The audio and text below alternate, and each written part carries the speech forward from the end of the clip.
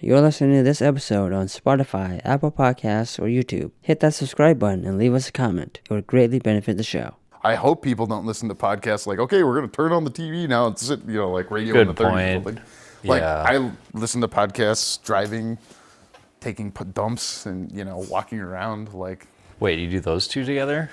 those are three Same separate time? things. Walking, taking dumps. Each of those paired only with That's podcasts. a busy morning. Yeah. No, like, actually, yeah, if I know I'm going to be taking a dump for, 5 minutes, which is average. That's at 1.5 speed, that's 7.5 minutes of a podcast. That's like 1/4 of the daily episode. Are you staying informed with the number 2 podcast? New York Times, the Daily? Oh, You it's called number 2 or it's ranked number 2? It's ranked number 2 with Okay. Michael That Barbaro. would've- well, how apropos that it would be ranked as such. Yeah, that's when you listen to it. On the toilet, yeah. Exactly. Welcome to Movie Payers with the Farx Man, Brothers. I was waiting a while for that one. I'm Kirk. I'm Kyle. I'm Nick. Go ahead. I forgot to do that. And wait, is anyone else listening? Okay, we're here with Adam Burke and Jud Nichols, who are the writer, co-director, producer, editor, colorist, Yeah. co-director, cinematographer, editor, and producer of Wet Paper Bag. First question. How did you get Film North to be your fiscal sponsor? I saw you did community service with them, but It's that easy. was it just no? But tell me about that conversation. I'm super curious. It's an online application, isn't Yeah, it? I don't think it's that hard, is it? What? Oh, I've never. So there's an online application. What does that mean? Basically, in order for people to donate money to your project and be able to write it off, it funnels through a nonprofit. And so they become the nonprofit, they accept the donations, they give the donor something that they can use for their tax records that says that they donated X amount of money, and then they take a percentage and the money comes to us. They take 5%, right? I think it was 6. Okay. Plus credit card fees if they use a credit card. But yeah, they were, great because they basically allowed us to go out and market to people and say, if you can donate, you're donating. It gives us a little bit of credibility. I think it validated our website. It was like to go onto a website and be like, oh, I'm going to give these guys money, I think is a little bit harder than saying, oh, I'm going to go through a 501c3. C3, there it is. So I was right. 501c3. I'm like, What? I think that's what that's called. Oh, the but I don't- nonprofit? Yeah, Yeah, the the form. 501c3. Yeah. Yeah. Nothing to keep an audience like tax talk, right? Yeah. Dude, I'm gonna go deep on tax talk and fundraising at the start of this, and I will watch the numbers plummet. I should have known that because Kirk and I are in the middle of. Isn't our co-writer? She has a. Yeah, she has 501c3. one of those. So that's what I've literally been One of educated on those, this when I yeah. asked that question genuinely and learned it again. How much of your budget came from people donating? What I percentage? would say regrettably small percentage. I think it was 4%. Yeah, I mean it was That's not significant. much. Yeah. We realized early on,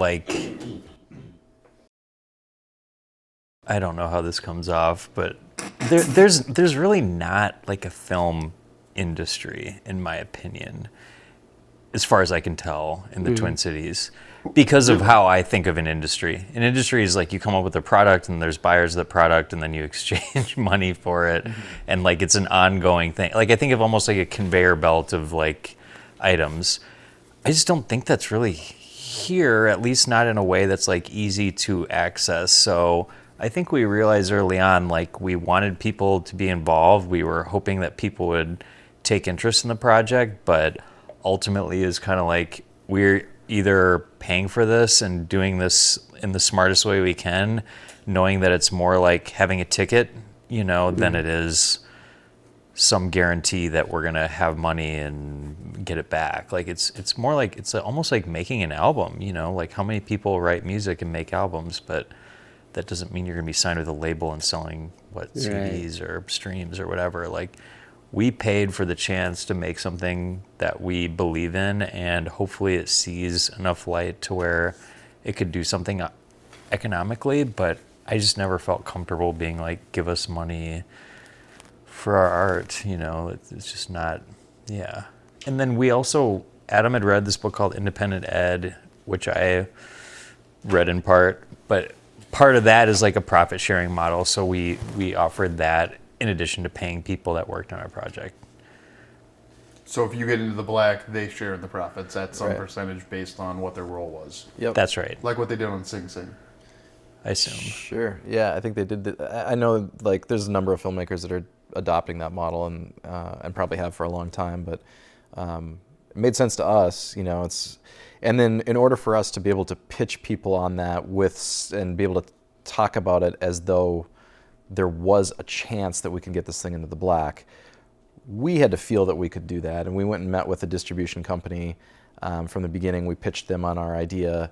They gave us a letter of intent that said that they think that if this idea is executed within this timeline and done in the way that we explained it, it could be worth this amount of money, and they feel confident that they could earn that.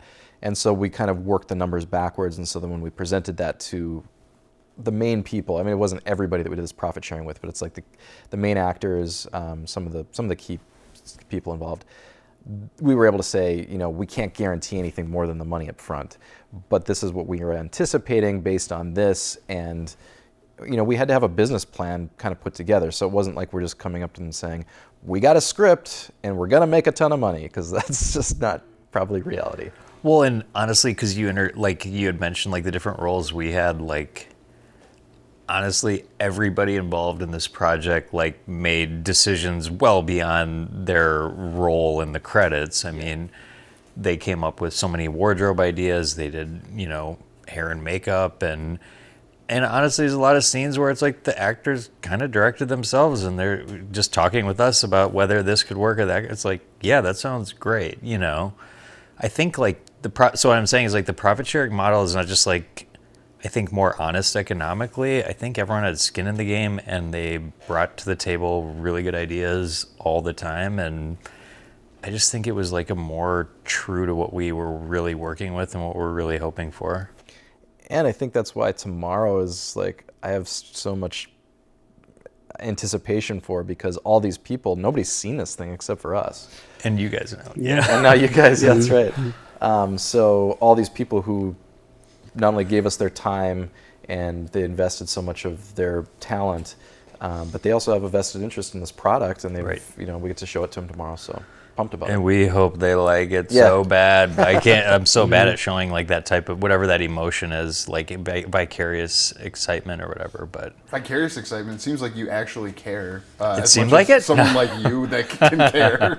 You know, someone's very nonplussed as you are. It seems like you're communicating. You care about your colleagues caring about the work you and they did together. That's good. Yeah, and we just, you know, there's so many long days and so many, you know. What was the longest day? How many hours? 17 and a half. 17 and I knew one of you would know. What time in the morning to what time at the end of the night? I think we 7 to 3. Does the math check out? I don't 7 to 3:30. Whatever 17 and a half plus 7 is. What's the area, or what's the time difference in India? Yeah. What was your time? What was your turnaround It's like for the next day? Was it the like 4 hours probably. Yeah, we were up pretty early.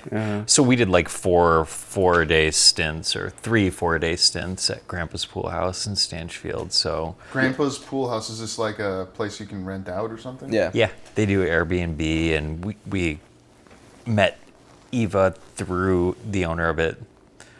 Eva is The owner of She- Grandpa's Pool House. got it. Okay. Yeah, so Wet Paper Bag is like mostly shot at like what's in the film is a couples retreat center at Grandpa's Pool House that it's cool because her grandpa built it, and he was a church builder, not in the community sense, in the physical like construction sense. And when he would build like a church and there were leftover materials, he would hoard them. Or I don't know about hoard. He would make good use of them later. He And would so- buy 10%. Yeah, he's like, hey, you gonna use that? stash them Waste. away. He was helping them clean up the debris. Right. He wouldn't let them rot. So then he ended up building that house with like the remnants of many different churches, which, you know, there's something, I guess, poetic about the way that he managed to do that. But he was very against like sex, drugs, and rock and roll. And Eva just like totally flipped the script once she took over the house. So it's like really well designed and wacky, and you know, a lot of the ways she used to design the house like made for a perfect set for us. Oh, so like all the mirrors and stuff all over the place, that was something she did? Or like what did she change about the location you used as your primary location that made it more fitting for you? Feel like we were able to use a lot of how she already had it set up. If anything, we were just eliminating some things to make the shots a little bit better. But she had 2 garages full of some wardrobe that we used, a ton of like decor, like really strange, you know, mountings of like different animals or antlers, or there's a character in our movie that's a stuffed squirrel. And when we got there, You consider him a character? Well, I'll debate that. not a character, okay, a set piece, a prop, if you will. And we got there and we're like, Jud had spent a ton of money on this stupid squirrel. Yeah, that was. And we get to the garage, we're looking through all her stuff, and she's got another stuffed squirrel. We're like, what are the chances? Wait, what's a stupid amount of money? Good point. Yeah, that's a good This is point. before we had our fiscal sponsor, but we did not use anyone else's money. It was all my, I think, $254. In my mind, it was going to be around 200. So yeah. It was a little smaller when it came in real life, but like when I saw that little guy on Etsy and just like the posture and face that he had, and The little fez. Yeah. Fez hat. And I remember I showed it to you, and Mike was there, and I showed him. But I was like, I think I'm gonna buy this. And as soon as they saw it, you know, they cracked up, and I was like, all right. It's like, now we have to make a fucking movie. Wait, you send them the link to this Etsy? How much time? We were all together. It was one of the first. I just put in stuffed squirrel Etsy, and it was one of the first pictures. And as soon as I saw it, I was like, God, that's so funny. When you guys are in the process of making this, like, did you come to him with a full script, or do you guys come together and go, hey, here's kind of the vibe of the thing we want, and then you went and wrote it? With this script, it was Jud had the premise of it, because we had another script we were talking about making, and then Jud said we need to make something more contained for feasibility, and then you had the idea of a couples retreat center, and then you had a friend who had written a short, Zach. Right? Yeah, and then I showed Adam that short. It was super. Kind of like very dramatic and hyper realistic. Like there weren't really any wacky elements to it. And so I presented Adam with that. I was like, if we turn this into a feature, like what would we do? And then Adam added like tons of wacky stuff pretty quickly. And then we went through so many different iterations. I mean, when I say we, I mean we had conversations, and Adam put fingers to keyboard and wrote this damn thing for a very long time. And we even sat down for a table read once, and there's just like some like dead air in the room or something, and I think Adam was like, how do you think this is going? I was like, it's a little tough. You have to ask. Was it you with actors when you asked them? No, it it was was just the him and I. two of us. Oh, okay. But it was, it was like I finished a draft, and it was where I thought it was like close to shootable. And then sometimes when you hear that stuff out loud, you're like, this is not how it sounds in my head. This is not the story is not as engaging or captivating or whatever it is. And yeah, I think we got like 60 pages in. Like the script was like 92 at the time. We got like 60 pages in, and we're like, should we walk down to Maxwell's and get a beer? And like, yeah. And then we're walking, and it's both kind of quiet. It's like, yeah. How long was this process of when you first started to, let's say from, hey, it's got to be a contained story, to that time when you do the first draft? What that length at the time? Like 3 or 4 months, do you think? Yeah. Well, that's Something like reasonable. that. But I know from that conversation that day, because that was like jarring for me, because it was just like, from what I thought I had to when you hear, it was humiliating. I think it was 1 week and I came back with a full new script. Wow. And like that was, and you know, there was a lot of elements from the other script that were brought over, but, and that's when I think we knew we were like, okay, this is something that we can whittle down. And Jud and then my brother Wes, I talked to him a lot, and like Saturday mornings we'd get on Zoom and, you know, kind of work through a scene with him, and you know, he gave some great ideas, and Jud had a ton of fun ideas, and so I have the credit of writing it, but you know, there's definitely a lot of seeds of other people's thoughts and ideas and throughout the whole thing. What? Oh, sorry. Go. I was gonna say part of I think what we're trying to do is, and maybe you guys already get this, but like there's certain stories that are like better for certain mediums, like, and I really wanted our story to be like good for like the movie medium. Like I wanted it to be a cinematic. I don't even know if you guys like the film, so I feel bad waxing like, yeah. You know what I mean? Maybe you guys think I it get sucked. that. I enjoyed watching it yesterday when you sent us the link. I will admit that I watched part of it with Kirk in my sauna. It has That was a good time. And Nice. I can put it on my laptop there, God, and then we can. tell me it was the sex scene. We were in there We when did you get were there, in the yeah. pool, and we were and the sex scene. We were like, huh, I wonder It's what the interesting. conversation was like. Let's save spoilers. Spoilers, since we're not going to spoil. If you're hearing non-spoilers, in our spoiler section, we will be talking about things that logistically could be considered spoilers. We won't be spoiling the movie, since it won't be out in consumable format, because you guys are going to do a festival run for a little while. But what? Ideally. Right. Yeah. My main question is, when you like went and talked to, let's say, Nicole, your lead actress, what like were the one or two sentences you told her it was about to like get her to go, oh yeah, I'll learn more about this? Or anyone. What do you tell someone about this story? Like one or two sentences, like, this is kind of what it's about. You've said wellness center, you've said couples retreat. Okay. Wait, you looking for the log line, or Well, you could ask for the log line? You can ask for the log line. What's the long line of you guys' movie? Yeah. We've had a few different ones. I'm trying to think of the last ones that we landed on. It's a couples retreat center where they use a lot of different pharmaceuticals to, you know, administer therapy, and it's a psychological thriller. I think a lot of people are excited to be a part of something like that. But Nicole was different because she came to the table read.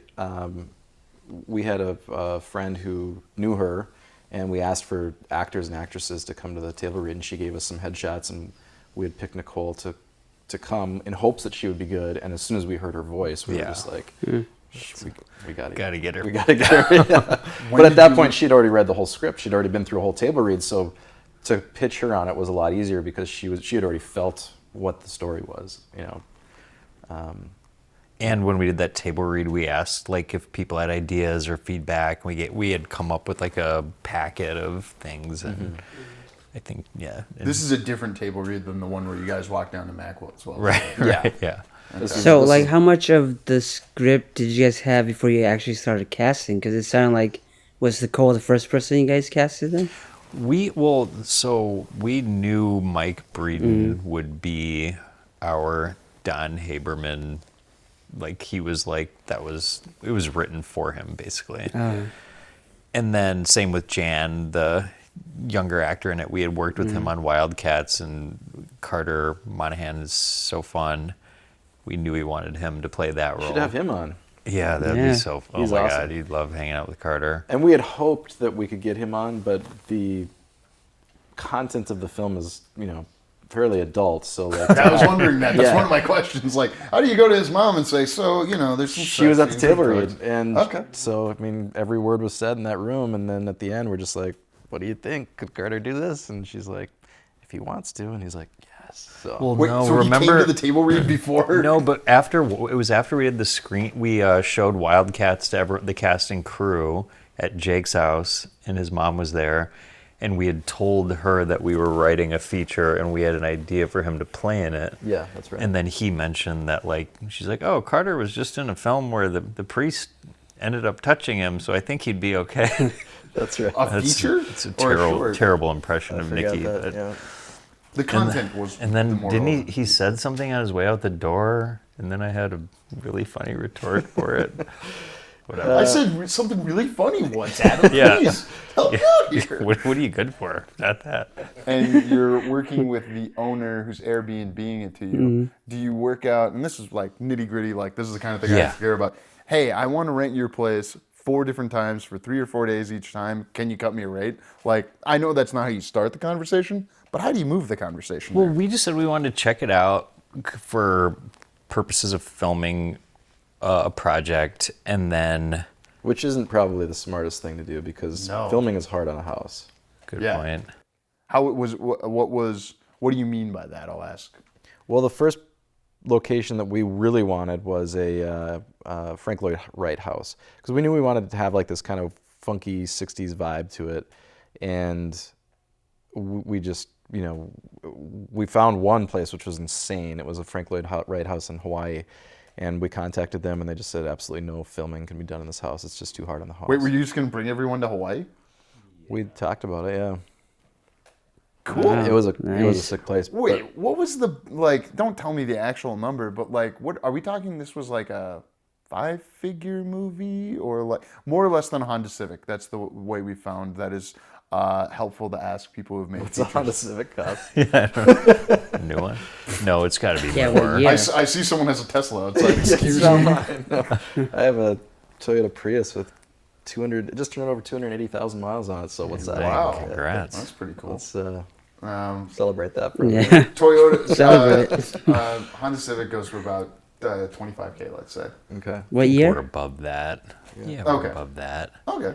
But no, we didn't know at first. I mean, it was more, we were trying to figure out a budget and then highest priority. And then also, like, honestly, if we were going to that place in Hawaii, I feel like, I don't know, maybe you tell the actors, like, this is the experience, Yeah, like we're buying your plane ticket and meals while you're out there, which is going to be much more expensive than. Were you guys in Minnesota or Wisconsin? Minnesota. Okay, so that place is in Minnesota. Where is it? No, it's in Hawaii, and that was part of it too. You're talking about Grandpa's Pool House? I'm talking about Grandpa's Pool House. Stanchfield, which is like an hour north of here. An hour north? That's nothing. No, it was great. It was actually perfect because, as you read in many books, never have a location where the entire cast and crew stay. That's what we did because that was what our budget allowed. And it was awesome. I really think it was. I really think we got better performances because we were in that world, Yeah. and everybody's like distractions were a little bit, just enough separated where it was like, we're here to do this thing and we're all in this together. And I think it really it brought everyone together in a quicker, more intimate space than we probably would have gotten if we were just meeting at set every morning. And then leaving for a little bit and coming back. It Yeah, was that was a good call. If we would have tried to power through like the entire, shooting 10 or 11 days in a row, that would have been a slog. How many days I know you had one pickup day out in the woods or something, but how many days did you have shooting total? I think 20. 20 days? 19, Probably, yeah. 19, 20, yeah. Okay. And one of those was But- a 17-hour day. The 10 that we had at Grandpa's Pool House, the 10 days there, were the longest. Like that was all hands on deck, moving as fast as we could. I think one day we shot, was it 22 scenes? It was between 17 and 22 because I know, like we showed it to Jared Crooks and he's just like, Too much. Yeah. And he likes to work fast, too. yeah, he does. He works works very fast. efficiently. He was awesome. Just to toot his horn a little bit, like we met him at Z-Fest. We had lunch with him, and he signed on to come be a part of this thing. Not only DP it, but also act in it.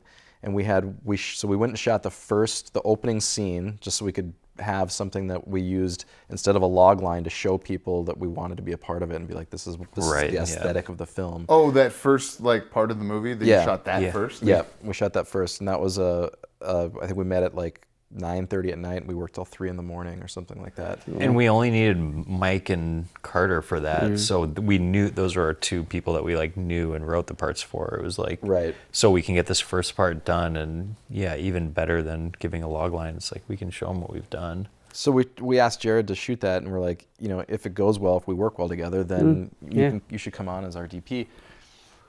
And it went really smooth, and so he's like, well, I can't because I'm getting married. I have my honeymoon in Hawaii. we're like, well, we start shooting on this day. He's like, I'm in Hawaii. I'm like, when do you get back from Hawaii?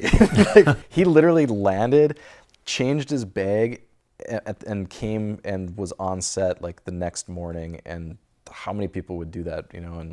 And he worked his tail off. And Jake Kelso also was a DP, and so did Jud. But Jared did the bulk of the lifting on that. Yeah. Jared, so percentage-wise, how much did you shoot? How much did Jared shoot? And how much did Jacob shoot? I would say I was probably 10 or 15%. Maybe. You were focused on directing. There were times where just Jake or Jared were not there. I mean, I was holding the camera more than that, but Jared was always jumping back, setting up. Like, I would say Jared shot like 65, 70% of the film, maybe, and then Jake 30, and I lied about what I said before. The math, you maybe shot 5 to 10.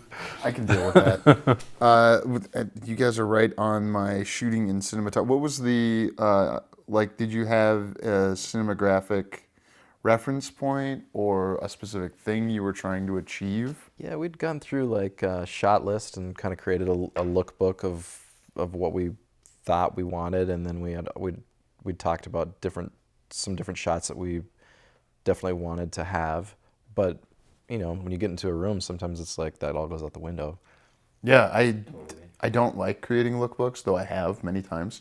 What were you pulling from to make your lookbook? Like movies or just image? Okay, what movies did you pull from for your lookbook? So if you've used Shotlist before, that's it's an awesome place to just reference. Like, you can search by all kinds of different tags. So you can type in like warm, you know, go by like the different color palettes. You can go by whether they're wides, mediums, close-ups, probe shots, things like that. So yeah, we had stuff from Saltburn, stuff from Hotel, Midsommar, Hotel, what was that one with Chris? Anyway, we had probably 15 different movies, so there wasn't just one exact aesthetic, but it was more of like the feeling and the idea of what we wanted. Well, and then is it called Breathe, the one with the bag? Yeah. Yeah. Breathe. There's a movie called Breathe that has a bag in it. That because you guys have a bag in yours. I want to save that for spoilers. But. Yeah, let's not go into that. But yes, there was a film that I'd seen a long time ago that was an inspiration for what we wanted to add into this. Oh, and then in the opening shot, I remember this was like in the beginning of not in the beginning, but when AI text to imagery came about.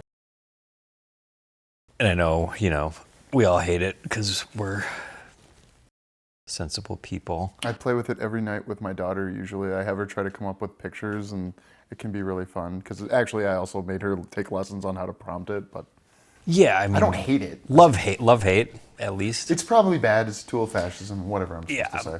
But I had put into the image generator like a description of how we pictured the first scene, and it spit out an image, and I was like, this is so great. When we shot that opening scene, it seriously looked just like what it had spit out. I mean, somewhat coincidentally. Well, and even like there was the last pickup shooting day I wasn't able to be at because I was in Portugal. But we talked about the scenes. I wrote them out, and then I wrote a shot list, and then I even grabbed I took the shot list and put it into AI just to give a visual instead of like, because I can't draw, but to be able to like have a visual of this is what that shot looks like, and then the stuff that you and Jake captured was like exactly, you know, and it was, you know, it's more of a reference point. Like your guys' stuff I think looks better than what the AI thing spit out because it's grittier and has more feeling to it. But yeah, I think it was helpful to like, especially if you're not able to be in the room and like show people what you're wanting, to be able to write it down and then create an image and use it as a reference point can be helpful. My experience with my band has been that they don't care about like, hey, if I have to like give my singer would say, I want to get this guitar part, but I don't play bass. So I know how to like do it on guitar, or I can like feed it and then I'll give it to the AI to do it and then give it to the bass player to like, this is what I was thinking. Can you be inspired by this?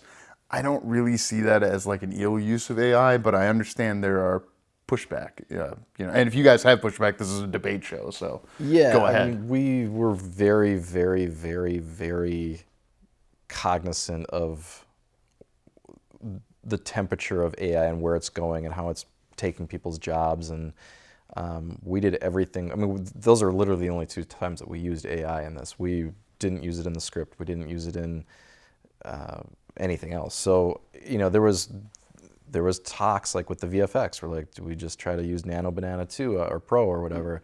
And then we're like, no, we haven't done anything with AI. We should hire somebody, and we did. We hired a VFX person that did a great job. So, And you don't know if they used any AI tools. yeah, right. He's so good at Nano Banana.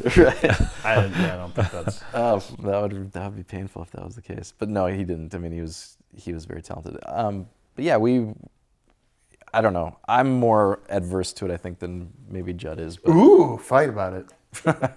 No, I love how clever it is. It's so fun. But I think like art, like we were talking about this, and like whatever it is that we are, like you occupy like such a unique place in the universe, if it's a physical place or whatever type of place it is.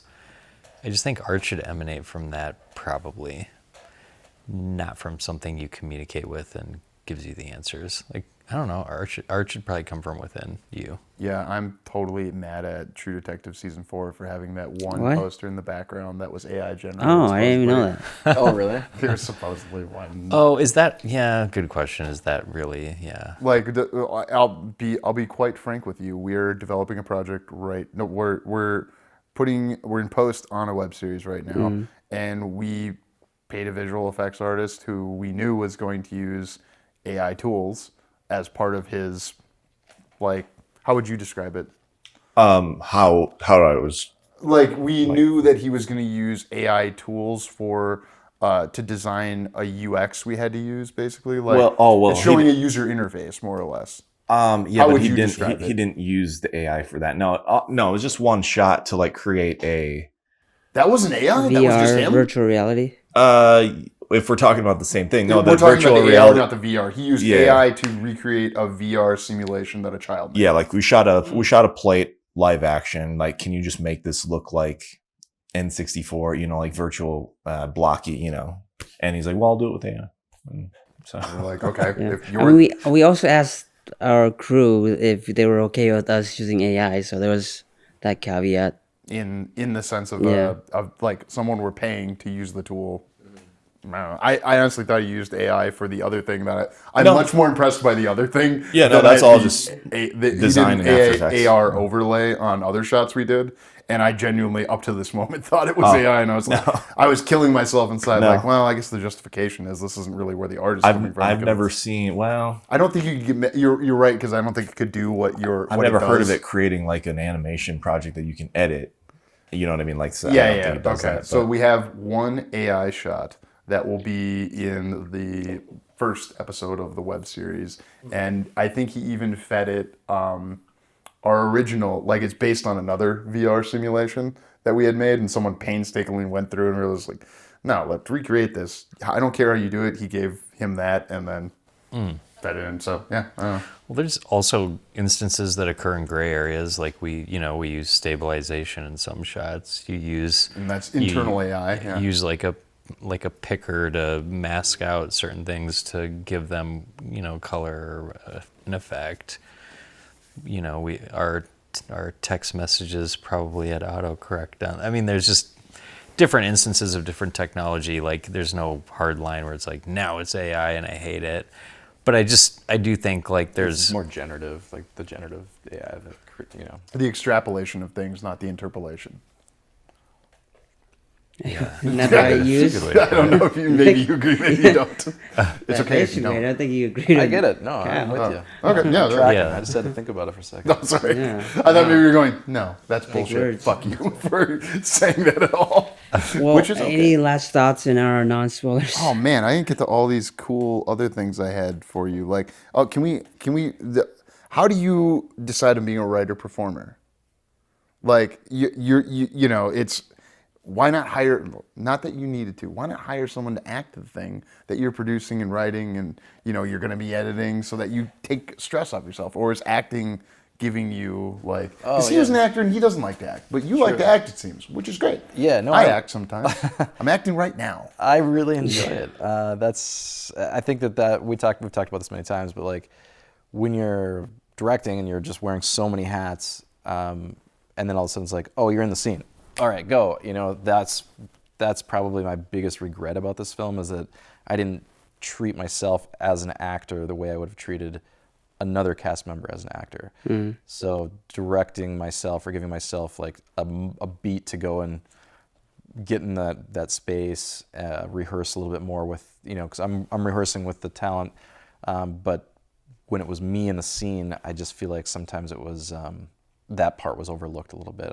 I stayed, you know, helping to get the lighting right, you know, and then it was like, okay, time to jump in. So to answer your question, I love acting. I would definitely do more of it. I love writing, but I think I want to write things that are fun and cool that I can act in, versus trying to go out and audition and get cast. So not that I enjoy that too, but I enjoy being in stuff that I would really want to be in, which is, why not make it yourself?